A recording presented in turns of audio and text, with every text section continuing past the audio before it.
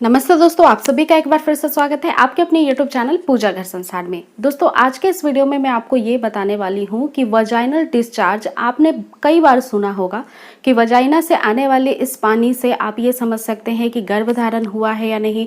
आप समझ सकती हैं कि आपका एग कब निकल रहा है, आपके ट्यूब में आ रहा है या नहीं, या फिर आप ये समझ सकती हैं कि वजाइनल डिस्चार्ज कब होती है और कब गर्भधारण के चांसेस सबसे ज़्यादा होते हैं। ऐसे ढेरों सारी आपने वीडियोज़ को देखा होगा।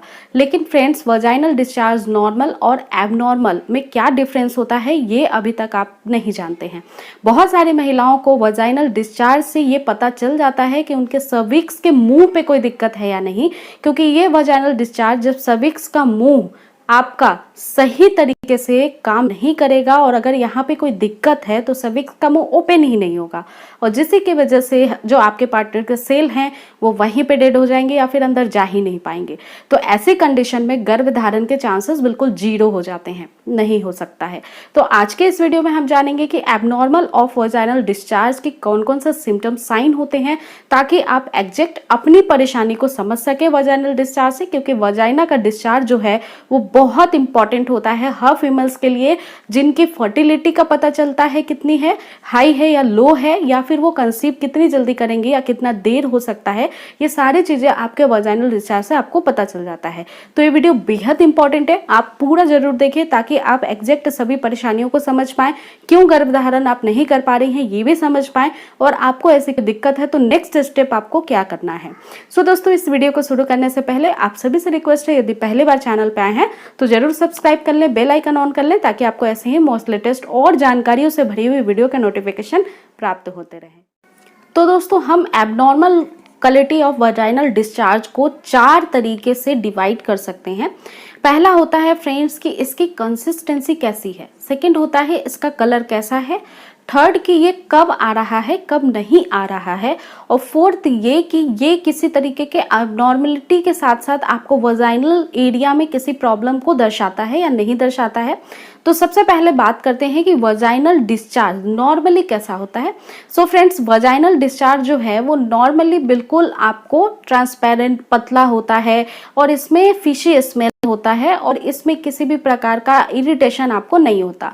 लेकिन यही डिस्चार्ज जब कन्वर्ट होता है एबनॉर्मल डिस्चार्ज में, तो ऐसी महिलाओं को फ्रीक्वेंटली क्या होता है फ्रेंड्स कि बहुत बार बहुत ज़्यादा डिस्चार्ज जाते ही रहते हैं, 15 दिन 20 दिन या पूरे महीने भर में डिस्चार्ज होता ही रहता है।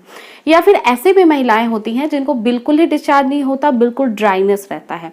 तो ये 2 कंडीशन जो होते हैं ये एबनॉर्मल डिस्चार्ज को शो करते हैं, यानी आपका डिस्चार्ज बिल्कुल ही सही नहीं है। जब नॉर्मल डिस्चार्ज होता है तो ये पीरियड आने के पहले बहुत पतला हो जाता है और ओवुलेशन के दिनों में ये थोड़ा इलास्टिसिटी स्ट्रेची हो जाता है और ट्रांसपेरेंट हो जाता है, और आपके बाकी सारे दिन जो होते हैं जैसे कि पीरियड खत्म हुआ उसके बाद ड्राइनेस होता है, लेकिन कंप्लीटली ड्राइनेस पूरा महीने या कंप्लीटली आपका वजाइनल डिस्चार्ज पूरा मंथ ये नहीं होता है।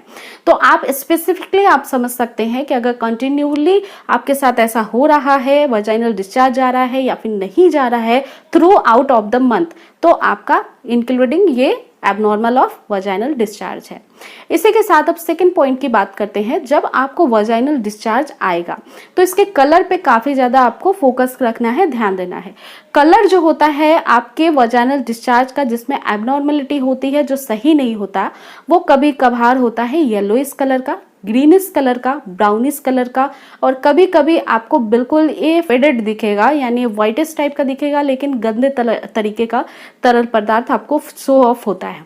तो ये जब आपको लक्षण दिखाई दे रहा है इट मीन्स इसका कलर भी सही नहीं है। हो सकता है किसी प्रकार का आपको इंटरनल इन्फेक्शन हो गया है, और कई बार क्या होता है कि सर्विक्स का मुंह यानी बच्चेदानी का मुंह जो होता है वहां पे छाले हो जाते हैं, कुछ प्रॉब्लम आ जाती है जिसकी वजह से यहाँ से इस प्रकार का तरल पदार्थ निकलना स्टार्ट हो जाता है। अब फोर्थ बात करते हैं स्मेल की।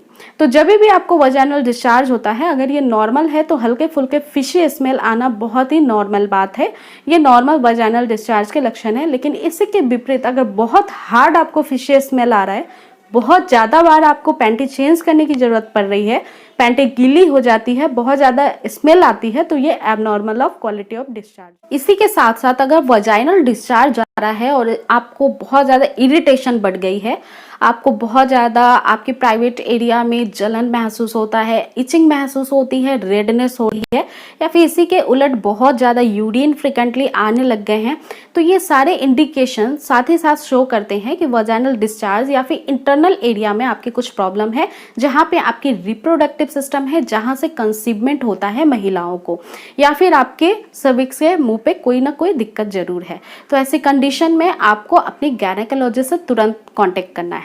एक और बात बता दूं कि वजाइनल डिस्चार्ज आपके शरीर के पीएच लेवल को वजाइना एरिया के मेंटेन करता है, ताकि आपका शरीर हर महीने प्रेगनेंसी के लिए तैयार हो सके और हर महीने यहाँ के जो वातावरण है, इन्वायरमेंट है, उसको एग्जैक्ट उस प्रकार से बनाए रखे जो कंसीव करने के लिए एक स्पर्म्स को, जीवित स्पर्म्स को अंदर ले जाने के लिए जरूरी होते हैं।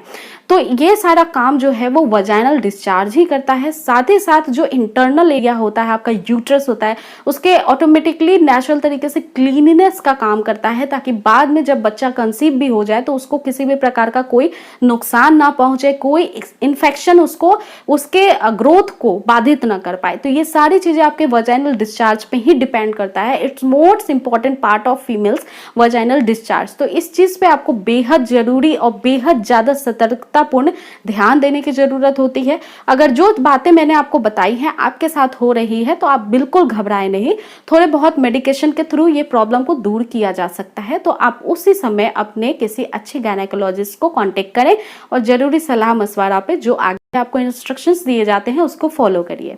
और अगर आप और भी कुछ भी मुझे बताना चाहते हैं, मुझसे पूछना चाहते हैं, या पर्सनल ऐसी कोई बात है जो आप शेयर नहीं कर पा रही हैं किसी से, या फिर कुछ भी इस वीडियो से रिलेटेड आप जानना चाहती हैं, तो आप मुझे इंस्टाग्राम के आईडी पे पूजा घर संसार पे कांटेक्ट कर सकती हैं। उसे फॉलो जरूर कर लीजिए और इस वीडियो को ज़्यादा से ज़्यादा शेयर, लाइक और चैनल को सब्सक्राइब करना बिल्कुल भी ना भूलें। आज का ये वीडियो मैं यहीं पे एंड करती हूँ फ्रेंड्स। जल्द मिलूंगी नेक्स्ट वीडियो में एक नई टॉपिक के साथ। तब तक रखिएगा अपना पूरा ध्यान। टेक केयर गाइस, नमस्कार।